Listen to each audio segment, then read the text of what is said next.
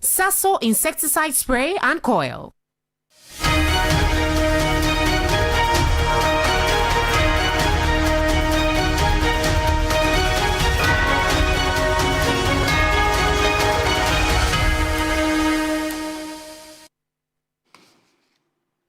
Hello and good evening. Welcome. This is Ghana Tonight. We're live from Aniyusabata Desawe Kanda, also live on TV3 Ghana on Facebook and on DSTV channel 279. We're all across the world on 3news.com.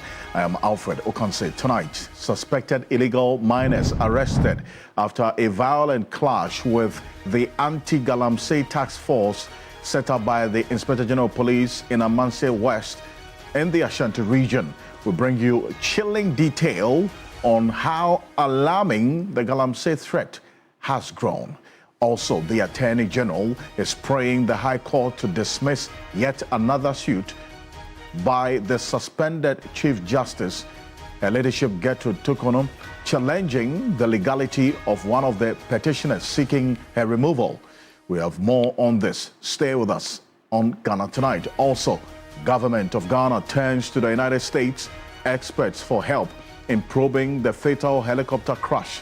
We unpack all the key issues surrounding this latest development, as was put out earlier today by the Minister in charge of Foreign Affairs, Samuel Okudzeto-Ablakwa, here on Ghana Tonight. We have this and more, plus a build-up to tomorrow's state funeral for the remaining 6 gallant Ghanaians we lost just a little over a week ago as a result of that tragic helicopter crash.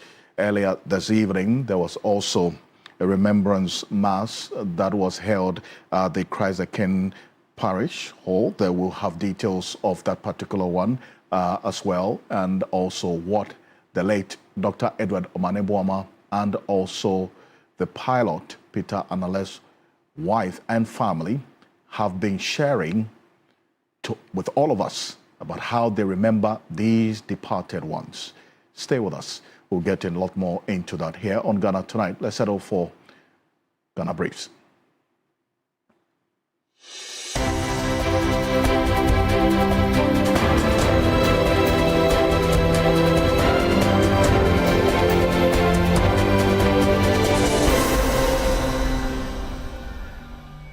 The Office of the Attorney General is urging an Accra High Court to strike out yet another case filed by Chief Justice Gertrude Tukono. The Chief Justice is in court once again seeking to halt the ongoing impeachment process, insisting one of the entities behind the petition, Shining Stars of Ghana, does not have a legal status. Documents filed on behalf of the AG by Deputy Attorney General Dr. Justice Sremsai wants the High Court to rule that the CJ's request has no basis in law.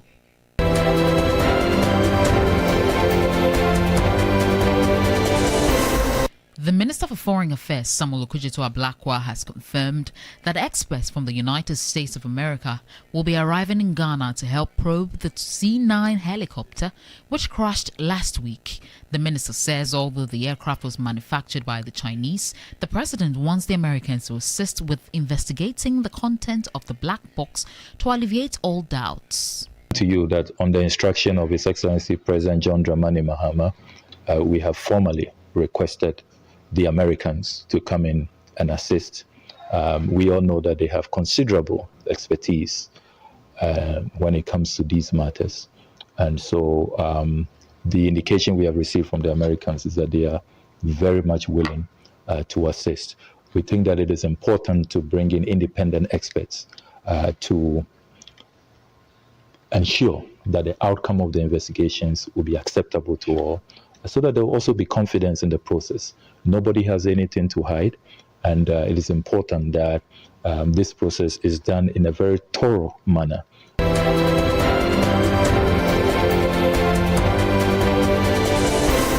The 4 illegal miners arrested following a clash between the Bontreso community and the IGP Special Anti-Galamsey Task Force in the Alfred West District of the Ashanti region have been transferred to Accra for further investigation and prosecution. Wednesday's confrontation led to 2 police officers sustaining injuries after the residents pelted the task force with stones. The IGP's men say future operations in the area will require reinforced security presence, advanced tactical planning, and readiness for armed confrontation.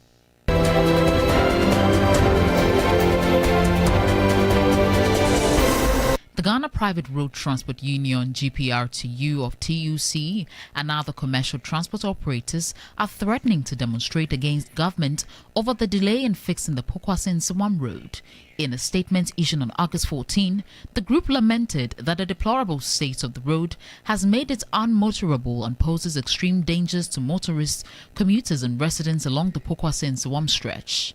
The commercial transport operators say they continue to grapple with high operational costs due to the bad nature of the road, which requires frequent maintenance and changing of spare parts.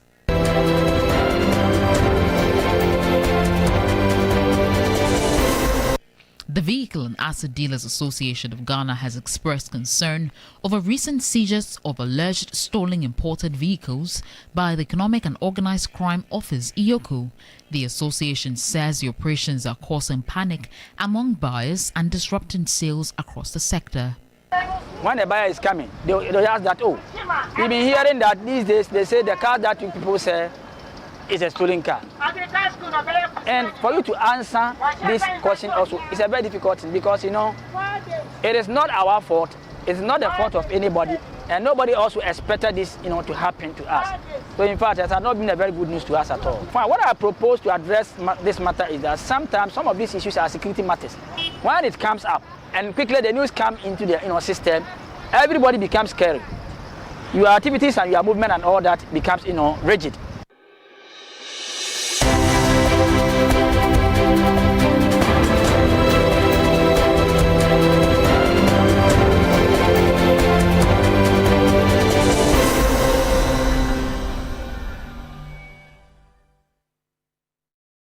As morning is on 3news.com. Make some time and visit 3news.com. This is Ghana Tonight. As always, we're live on 3FM 92.7. Also on TV3 Ghana on Facebook and on YouTube as well.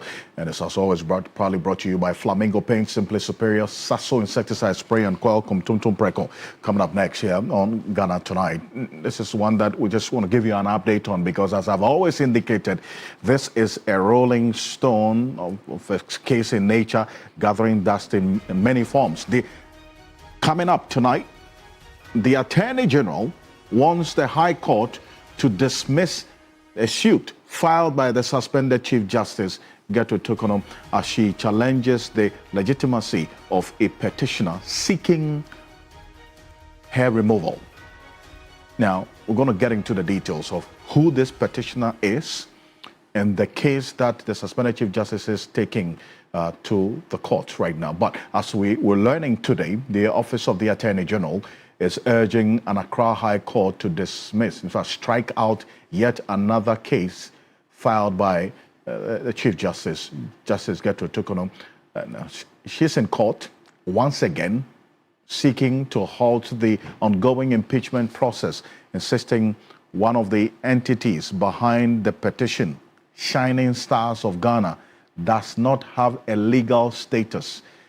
Documents filed on behalf of the Attorney General by the Deputy Attorney General, Dr. Justice Shemsai, wants the High Court to rule that the Chief Justice's request has no basis in law.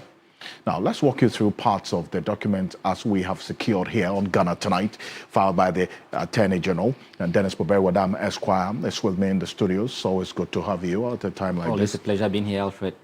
What's the latest on this? What do we know? Well, so Alfred, if you recall, somewhere last month, that's in July 2025, the Chief Justice, her ladyship, filed another judicial review. And this time around, that was in respect of one of the petitioners who are seeking her removal. And that was to the effect that she wanted the High Court to declare that that particular petitioner, in the person of the Shining Stars of Ghana, does not exist in law and it does not exist in fact.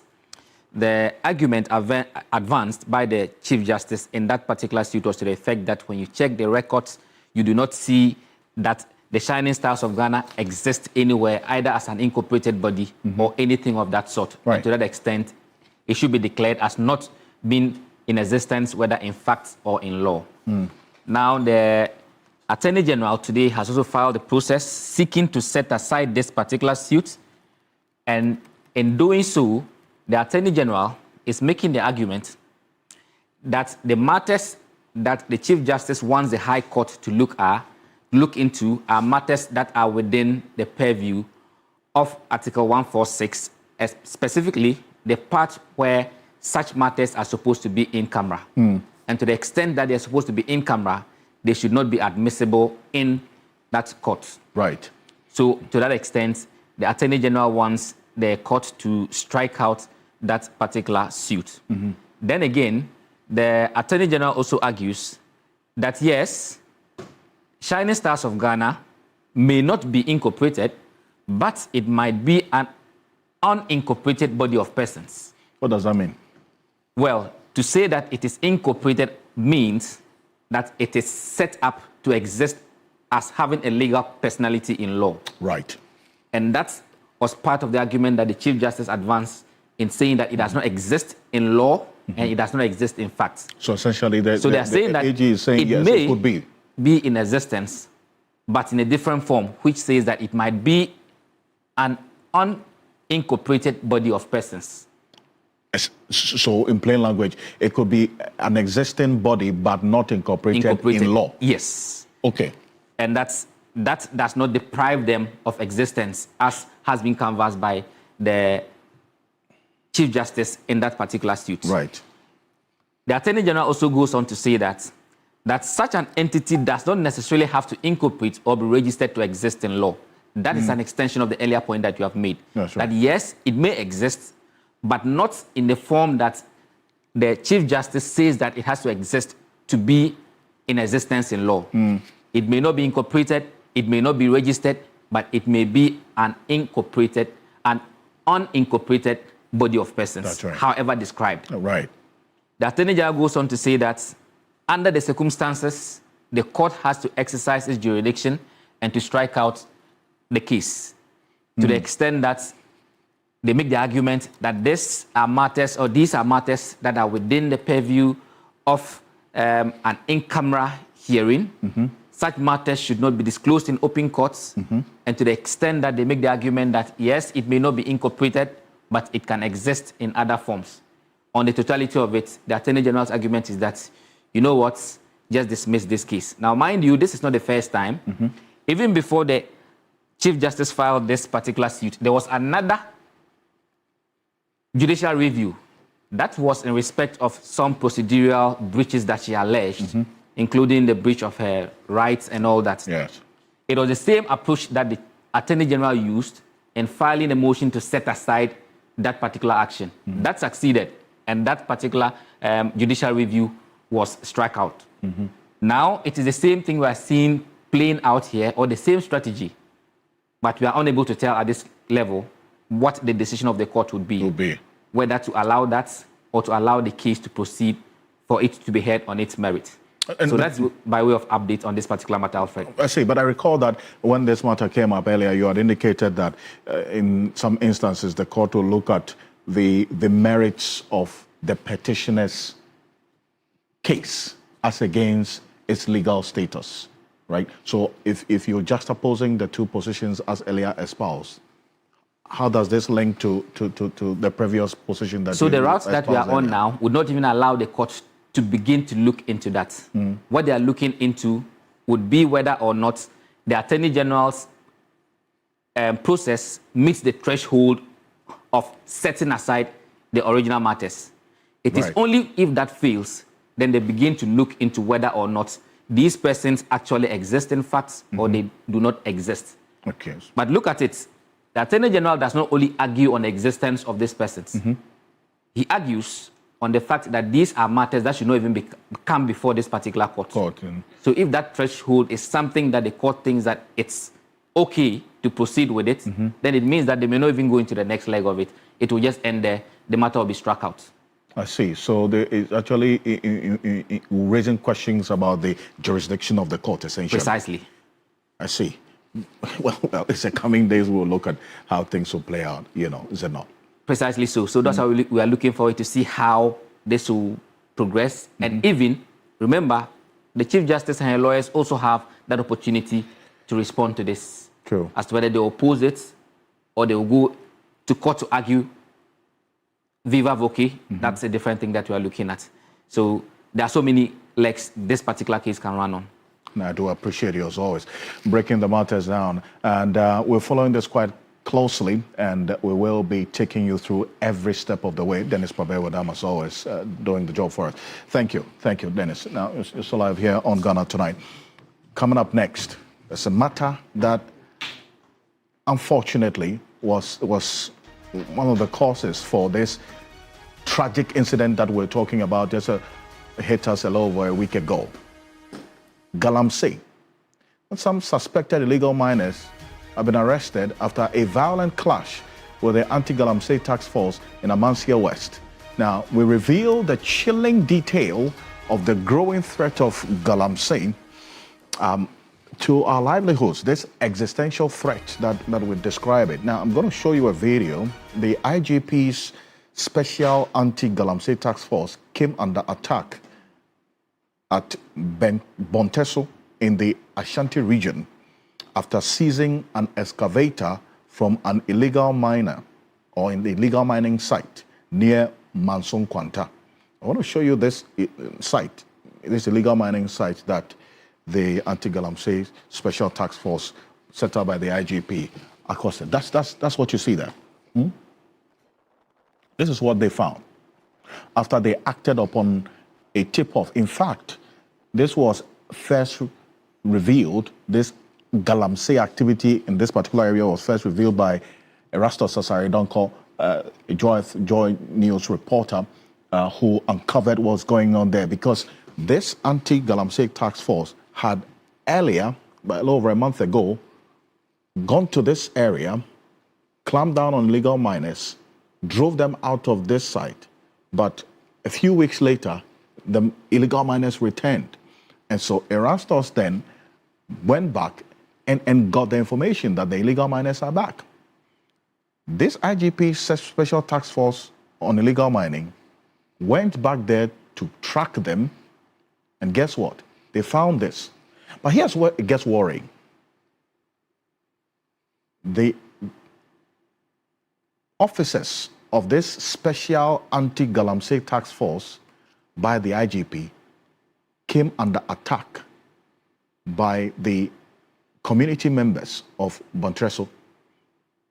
And they had to fire warning shots to ward off these community members who, according to the commander who led them, were wielding stones and other elements to attack them because they had gone there to clamp down on illegal mining. Take a look.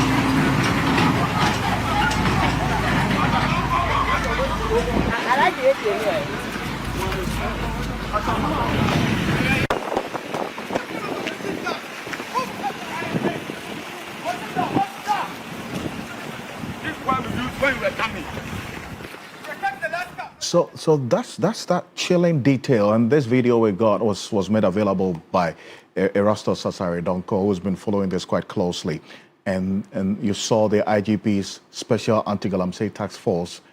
They had to fire warning shots to ward off these community, the residents of the Bonteso area, who had massed up to, as it were, attack them for clamping down on illegal mining going on in the area. Now, one of the members or the personnel of this IGP's Special Anti-Galamsey Task Force gave some detail of exactly what they went there to do and why they were under attack. Take a look at this.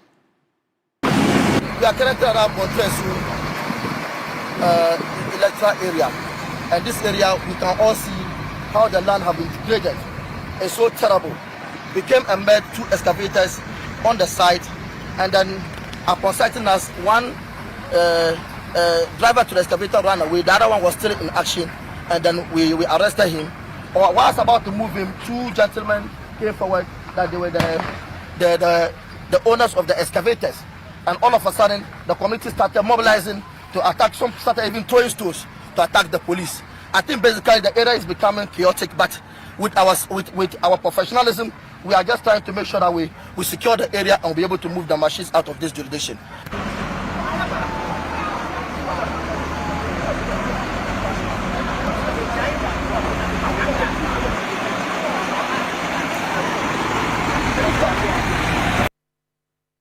Well, so that's all that happened, and it gets quite concerning when you begin to question what exactly could have emboldened the community members to want to do this, and in fact get that level of impunity, essentially, to want to attack these members of the IGP's Anti-Galamsey Task Force. But let me welcome Engineer Dr. Ken Ashigbe. He is the leader of the Ghana Coalition Against Galamsey, also the CEO of the Ghana Chamber of Mines. But for the conversation tonight, he's one of the leaders of this Ghana Coalition Against Galamsey. Engineer Dr. Ken Ashigbe, thank you. Thank you for joining us. Thank you very much. Great. And I can hear you clearly. Now, here's what I want us to do. Earlier, on 3FM 92.7 Hot Edition, which airs at 5 p.m. Monday to Friday, I spoke to Prince Maurice Menu. He is the DCE for Amansia West, where this particular area is located. Engineer Dr. Ashigbe, if you could indulge me, let's take a listen to what he said and whether that creates some sense of concern as well for you. Let's take a listen. I went to the town this morning to also look at things for myself. As I said earlier, I had a call yesterday. So I, assembly member and the commander of the team, we had a conference call. And the assembly member narrated that they were not mining. But he told me that they met excavator and a tipper truck. That is the commander. He said that they met excavator and a tipper truck. You understand? So they perceived that once they've seen the excavator and the tipper truck, it was mining. But actually, it wasn't mining. I don't know if you've been to a mining site before, you could understand what I'm saying. Because in a mining site, most of them don't use tipper truck, or they don't transport the load to different places. They wash it at the exact point they take the sand from. I see. So you did the commander concede? You said you had a conference call with him. Did he concede that indeed what his men had seen there was not illegal mining going on? To be very honest, he didn't concede. He said he met them doing that, doing mining. That is the excavator and a tipper truck. As I said, here we use their waste as a building materials. So I get the point, but you see, if the commander didn't concede and he did insist that he met them engaging in illegal mining, why would you say that they weren't mining? You are the chair of the District Security Council. I mean, you should be interested in establishing exactly what happened. I'm very much interested in it. That's why I said I went to the town today myself and I engaged other people, and I was informed that they were not mining. The reason why I'm confident in this is that that place is forced under Asanko Mines concession, and currently they have soldiers mining their concession, making sure that there's no illegal mining going on in their catchment areas. You understand? I see. But then wouldn't you be interested in also instituting some investigation into this instead of just concluding that because you've spoken to the residents, what they are saying is true? Today, we engaged the national security. They came to the grounds, and I think they're also investigating about the issue. And the local, the dissect members are also on grounds to ascertain what the true picture of the issue is. Well, if the national security is already investigating, it's quite worrying to me to hear you already make conclusive statements that it is indeed not illegal mining because you had spoken to the residents and you believe that it is not illegal mining they were engaged in. That's quite worrying. That's you as the DCE. You see, we are all fighting against this illegal mining, and none of us is condoning that act. You understand? Ever since I assumed office, I've engaged more than 20 communities, explaining to them the dangers of what they are doing. So if they are doing mining, I should be able to know, because I know the process, like how they do their mining. You understand? And I know if someone is also taking sand to build, I also know that. That's why I'm saying that what they were doing wasn't mining. Because in the mining, it involves excavator, their pump machines and other stuff. But when they went there, there was no pumping machine. There was only excavator and a tipper truck loading a sand.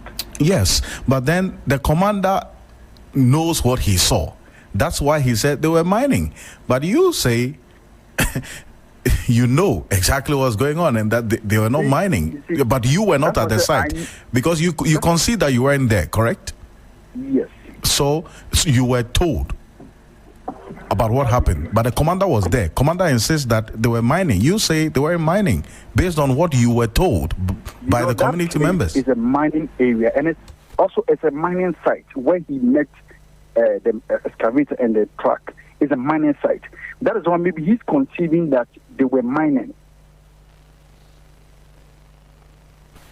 So in the end, as the commander insists that they were mining, what are you, the chair of the District Security Council, going to do? That's why I said I've instituted an investigation team to go on ground to ascertain what the true picture is.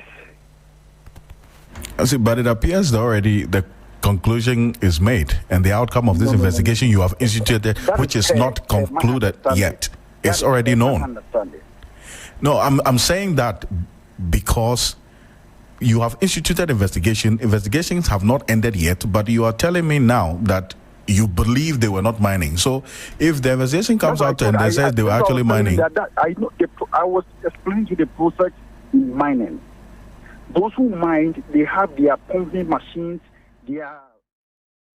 So that's a conversation I had with the Amancia West DC on 3FM 92.7. Hot edition, 5 p.m. You should make some time and join me and the team there.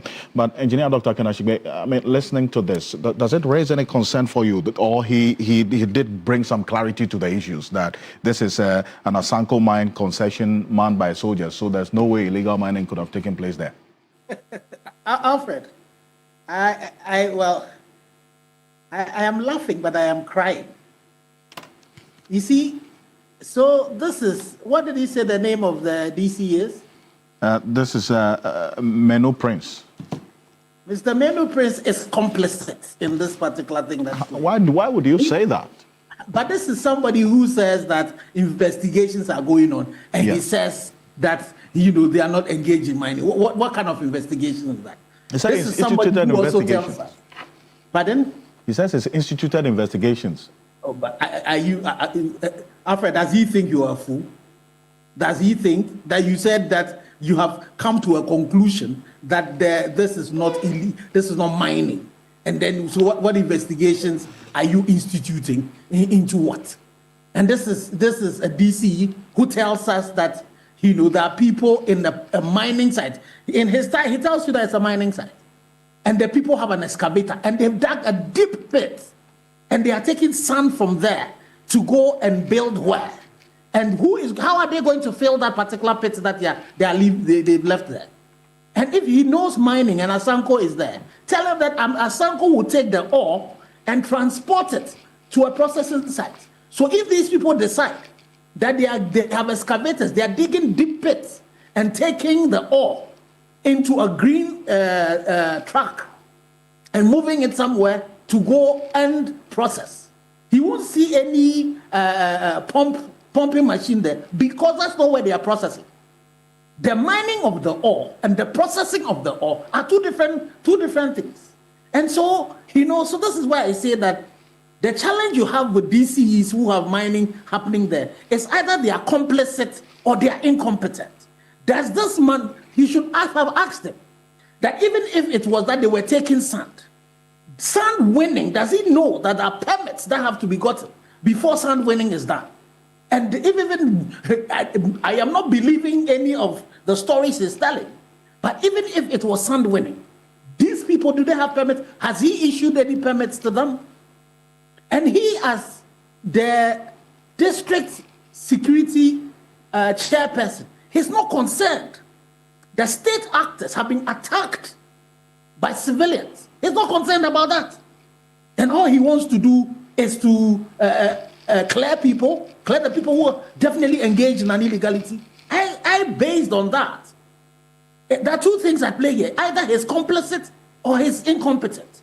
And for me, this is one of the DCs that I would suggest to His Excellency the President that needs to be sacked, and we need to investigate his actions, because this is completely unacceptable. Look at the space that he's talking about. But he says he's instituted investigations. Which investigations? And investigations that he is prejudicing the investigation by saying that the people are not guilty. This is akin to things that we have seen before, where you have leadership clearing people even before any decision is taken. And so for this particular DC, we should be asking for an investigation to go into his activities. He has a community that have attacked. I don't know whether you saw one of the policemen has his lip. There was a stone that has hit his lip. Yes, I have that. In fact, we're going to put that on the screen right now. Forgive me, but yeah, we Erasmus made that available, the video available as well. He posted that of the injuries that the police have sustained as a result of this attack by Alfred, the residents in the area. Yeah. Alfred, we need to commend the IGP and his team for the show of bravado, bravery, and then also the professionalism.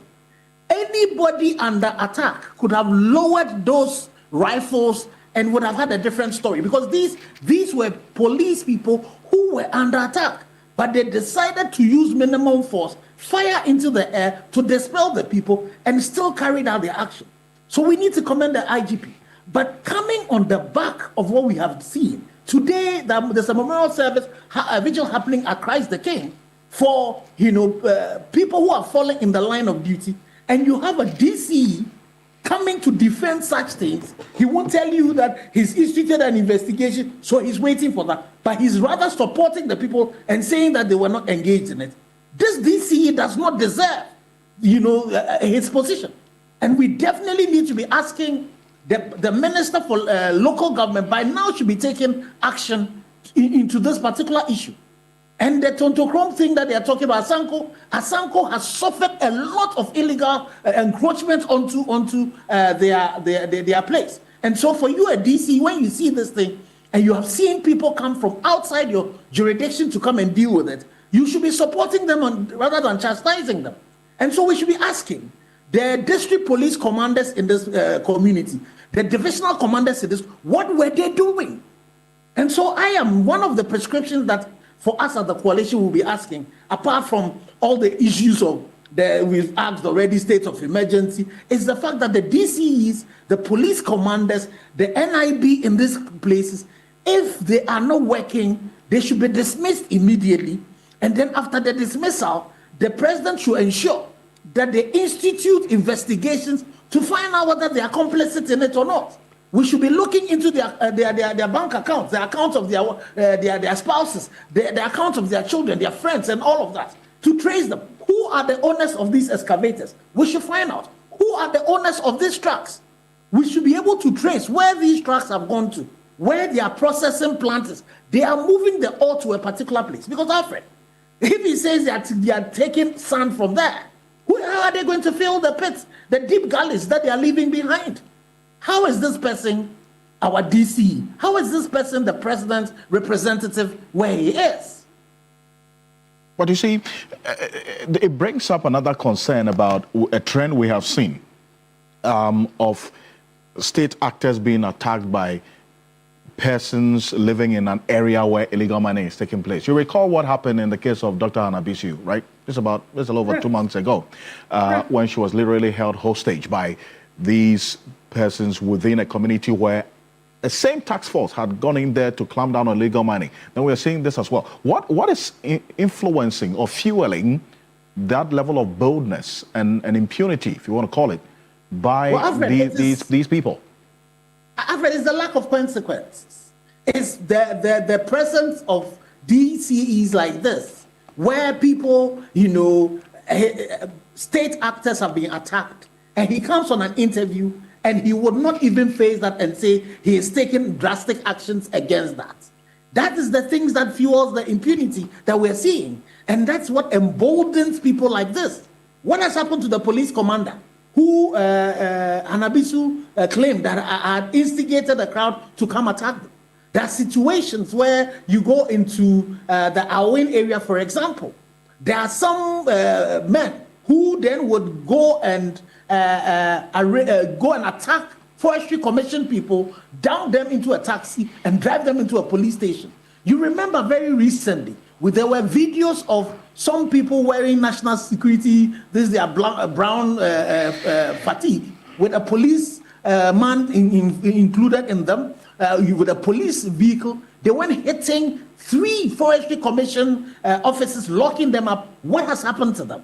And so this is why the Commander-in-Chief, His Excellency the President, this is why the Minister for Interior, this is what the IGP, this is what our security chiefs need to be dealing with.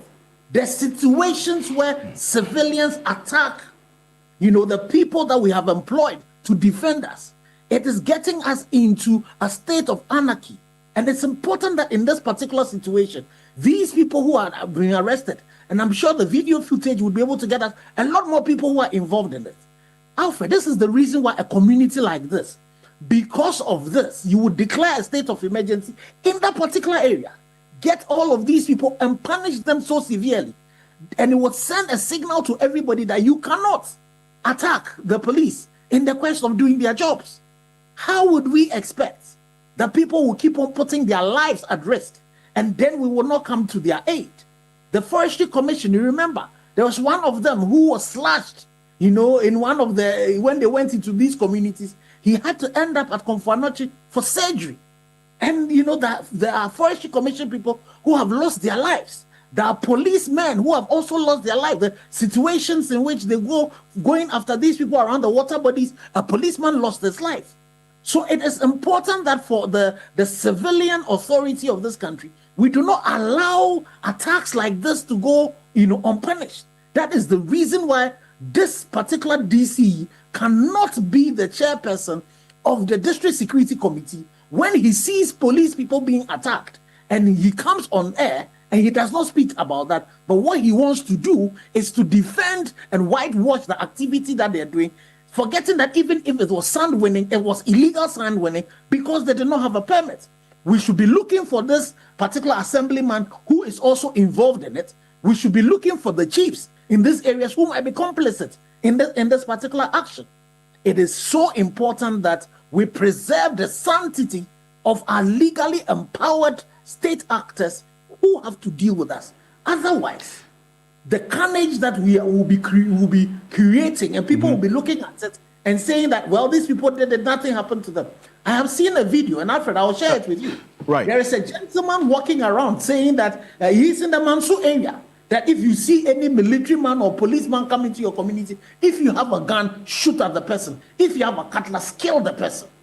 We have these things coming, and we are courting, a cocktail of a deadly, concoction that would eat all of us up. And I'll wait for that video, and maybe I know you've made it available to the security agencies as well. So it's one that we'll wait for to also have a conversation around it. But I thank you. Thank you so much for staying up to join us tonight on this matter. This existential threat that we're dealing with. Engineer Dr. Ken Ashigbe is one of the leaders of the Ghana Coalition Against Galamsey, also the CEO of the Ghana Chamber of Mines. But the Foreign Affairs Minister, Samuel Okudzeto-Ablakwa, has been speaking about this illegal mining matter. There was a mini cabinet meeting earlier today, said this issue was topical at that meeting. Take a look. I can confirm to you that you are going to see a fight that has never been witnessed in this country. President Mahama is going to lead a very ruthless and relentless campaign against Galamsey. He has not minced words at all. We had a brief cabinet meeting earlier today, and the president was very clear. There was no ambiguity that he will be leading a war that we have never seen to deal with this canker, this existential threat, once and for all. Foreign Affairs Minister Samuel Okudzeto-Ablakwa there. It's Ghana time. Let's stay a bit further on him because that's coming up next. Government of Ghana is seeking United States expert support in investigating the fatal helicopter crash. Now, we're going to break down the issues, but really hear from the Foreign Affairs Minister again, Samuel Okudzeto-Ablakwa, who earlier today indeed confirmed that experts from the United States of America will be arriving in Ghana to help probe the Z9 helicopter crash a little over a week ago, and also get some collaboration with the manufacturers, that's the Chinese as well. Let's take a look at this. I can confirm to you that on the instruction of His Excellency President John Dramani Mahama, we have formally requested the Americans to come in and assist. We all know that they have considerable expertise when it comes to these matters. And so the indication we have received from the Americans is that they are very much willing to assist.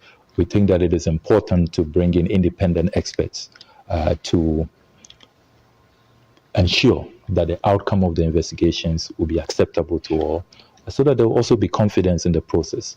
Nobody has anything to hide, and it is important that this process is done in a very thorough manner, in a manner that will be at par with best practice, the international gold standard. That is what President Mahama wants us to achieve. So I can assure you that our note verbal has long been issued. The Americans have responded, and we are expecting the arrival of American experts soon to help us with the investigations. You do know that I am a member of the Armed Forces Council and the National Security Council.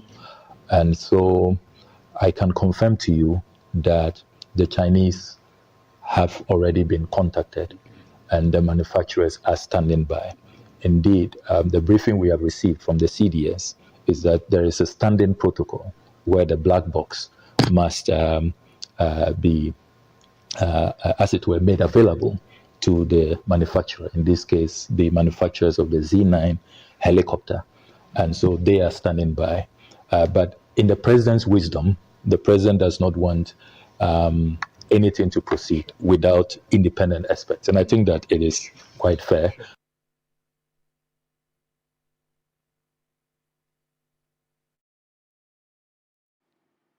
Well, that's Samuel Okudzeto-Ablakwa. He's a foreign affairs minister there. And let's bring in Richard Kumado, a security analyst, briefly on this. Kumado, thank you for joining us here on Ghana Tonight. Now, this is the latest to the layer of what measures have been put in place to unravel what exactly led to this crash a little over a week ago. The United States has also been contacted, requests made, invitation accepted. How does this strike you? I wasn't surprised at all. The foreign minister said many of the things we'll be saying for all this while. When you have external expertise, it makes sure that the process is safeguarded and it helps you to achieve a homogeneous integrity that goes way beyond reasonable doubt. To the extent that this has become a public interest matter, it's important we have as many people who are willing to help us. And I've always said that it is not unusual that expertise of people with technical abilities from other countries comes to help us. We have also been of help to many countries across the globe, and it is very reciprocal in terms of investigations for that matter. Now, we are aware that the black box will have to go to the Chinese because they are the manufacturers of the Z9. Whatever happens, both the Chinese and the Americans are going to cooperate with the investigators on the ground to ensure that they unravel what happened to us. But Alfred, to the extent that there has been a cabinet meeting today, and you hear the foreign minister saying what he said, it means that conclusively, our investigators, right from day one to where we are, as at yesterday, might have gotten about 70 to 80% evidence of what has happened to us, what is likely to remain the same, and what is likely to change. And even with what is likely to change, they can tell you confidently the degree to which those changes can be assessed. So that is where we are. And I think we are doing the right things at the right time. Let's exercise patience and let the outcome be made known to everybody. Then we'll take it from there. Well, talk about the outcome being known to everyone. To what extent would you advocate that level of transparency? Because there are some matters, obviously, which will border on national security, which cannot be put out there. So is it a wholesale advocacy of transparency that everything about this be made public? Definitely some aspect will be made public, and the media will have to push for that. You remember people were asking for information. There has been a lot of information. It was the President of the Republic who said at the funeral of Dr. Muntala that the DNA results were sent to Ghana electronically. Then he also announced that those of the 6 remaining were on their way. Because democracy is in the open and governance is on social media, just after the funeral, you saw the Minister of Health, Akando, together with the IGP, because it was a police officer who led the forensic team to South Africa, showing out to the whole country that they have received the DNA or the forensic examination outcomes of the remaining 6. Right. So that is a credible information out there. I think that the media will have to push, but no matter what it takes, the national sovereignty will be preserved, national security interests will be preserved. What needed to be made known to the public will be done. By and large, the media will have to ask government, and I believe from what Okudzeto-Ablakwa said tonight, government will be willing to make it known to the general public. And I do thank you, as always. Thank you so much. Thank you, Alfred. And Richard Kumado is a security analyst. But after this quick break, we'll play to you the Catholic Church earlier today. In fact, this evening, they held a solemn vigil at the Christ the King Parish in Accra, and to honor the memory of the late Defense Minister Dr. Edward Omaneboma and Squadron Leader Peter Bafemi Anala as well. The widows have been sharing some fond memories of them. We'll be back shortly after this quick break. Stay with us.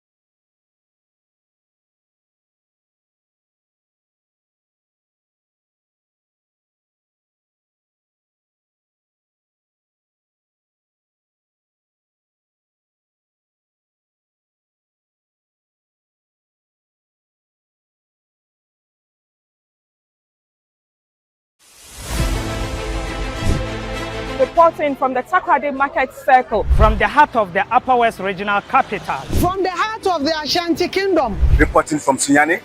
From the Central Business District of Navrongo. The parliamentarians are on recess. This is where it all unfolds. The moments that potentially alters the course of our nation and the world. These are the individuals we recognize, the voices we amplify, who appears on screen and who contributes behind the scenes. With professionalism at our core, we bring you news you can trust, impact journalism that makes a difference.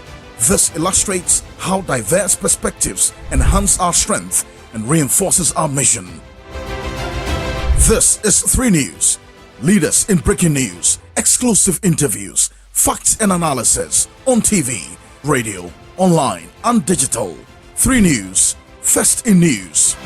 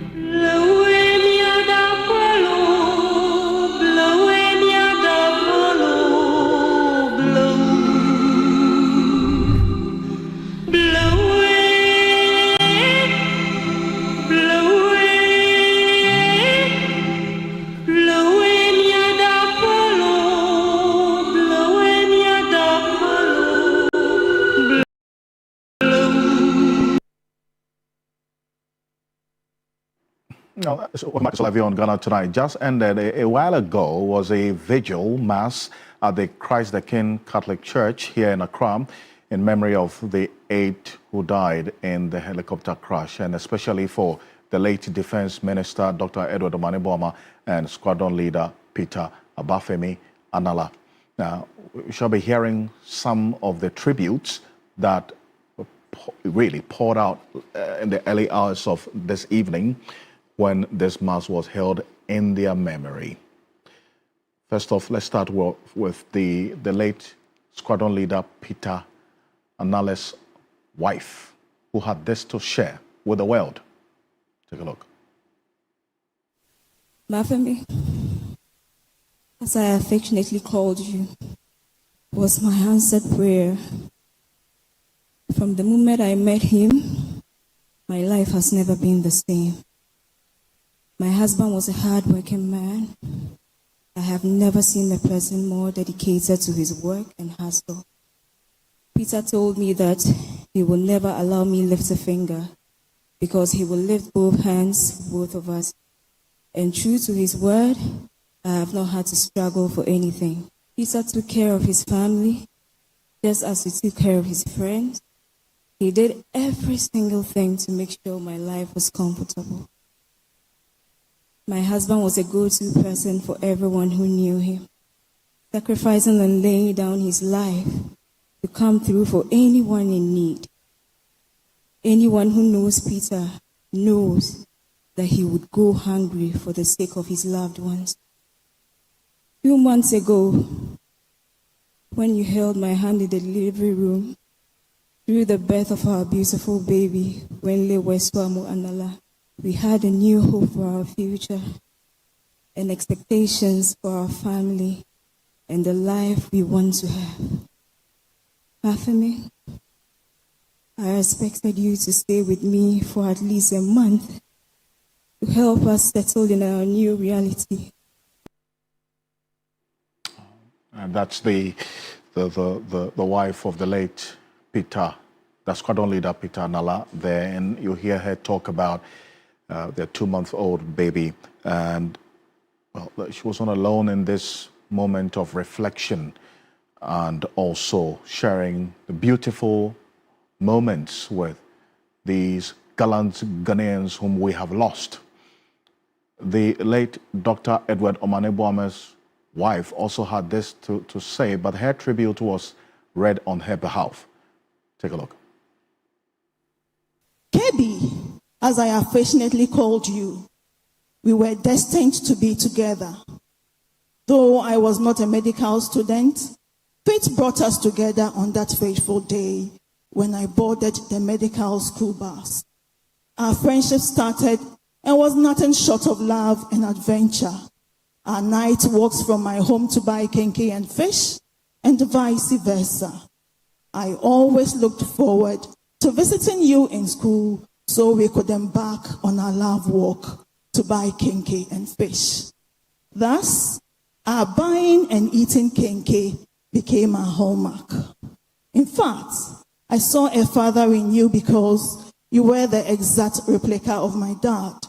You also confirmed to me when you first met my dad, you knew you had found a partner for life. I had no doubt you would be a loving and perfect father to our children. You were truly God's sent. Your commitment and love were such that you proposed we got married on my birthday, and we have always had a double celebration on my birthdays, which I was looking forward to this year also. When we started having kids, you were nothing short of a wonderful father. You were a great source of hope to me and the children. A wonderful father indeed, and that was also confirmed by the late Dr. Edward Omaneboma's children, who had this to say about him. Daddy, we never imagined we would have to say goodbye so soon. You were more than a father to us. You are a safe place, our teacher, our greatest encourager, our friend, and above all, our example of what it meant to live with integrity, humility, and courage. You taught us that success was not just about what we achieve, but about the lives we touch. You lived those words every single day, whether you were serving patients in the hospital, fighting for justice in the corridors of power, or laying on our beds after a long day at work for a quick talk, which almost always ended up with you asleep. Your love was steady, your guidance was gentle, and your laughter was the warmth that filled our home. Daddy, even with the weight of national duties on your shoulders, you always made time for us. You called us every day when you traveled. You never missed our important moments. And when you couldn't be there in person, you made us feel you were right beside us. You reminded us that family is not part of life, it is life. You taught us to dream big, but stay grounded.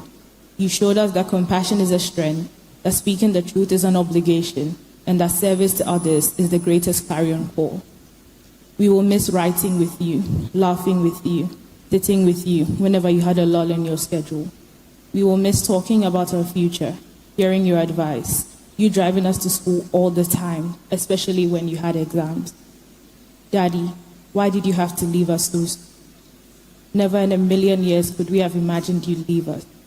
You lived your life like a race, always trying to do more, love more, and share more. We really thought you'd live forever because your light was so bright it could never go out. Omane, why have you done this to us? We absolutely cannot believe we will never see you again. Never hold your hand, never sit with you at night and talk, never laugh with you, never see the many stickers you always send us. May their souls continue to rest in perfect peace. And while tomorrow, the remains of the 6 other gallant Ghanaians of the 8 who died in the helicopter crash will be laid to eternal rest. And the venue for this particular ceremony to honor the memory of these fallen heroes is shaping up. What you're seeing are the visuals from, in fact, these are live videos from the Black Star Square, what's happening right now, tonight, in preparation of tomorrow, or ahead of tomorrow. The Black Star Square will be the venue for the last moments of the 6 gallant heroes, fallen gallant Ghanaians, who will be laid to eternal rest tomorrow.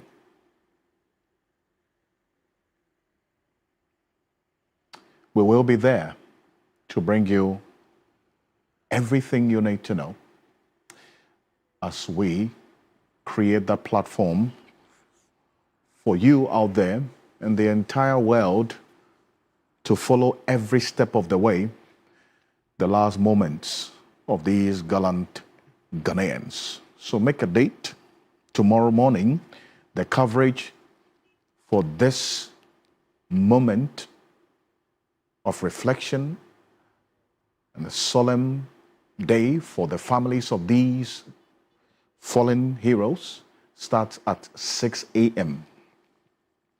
So at 6 a.m., tune in to TV3, 3FM, 92.7, Onia FM, Onia TV, Akma FM, Connect FM, 3news.com, TV3 Ghana across social media platforms. We will be at the Black Star Square, the Independence Square, to bring you everything you need to know.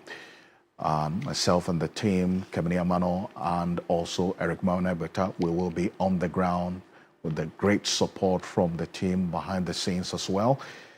At 6 a.m. tomorrow, Roland Walker, Johnny Hughes, and Helena Pian-Poffo, together with the New Day team, will also be in here to do a lot more in complementing what is going to be happening on the ground. We would also have presence at the military cemetery as well.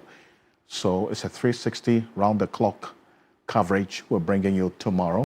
I want to thank you so much for staying with us here on Ghana Tonight. We're back again tomorrow morning at 6 a.m. I'm Alfred Ocansey. Have a good night.